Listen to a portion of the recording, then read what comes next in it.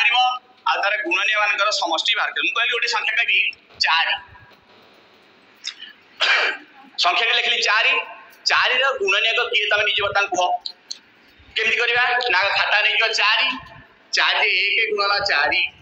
आमे लिखि परिया 2 गुणन 2 लिखि परिया 4 गुणन 1 तेणु या सो 1 2 ताले असले के 1 2 आउ 4 तन 4 गुणन लिखे के आसी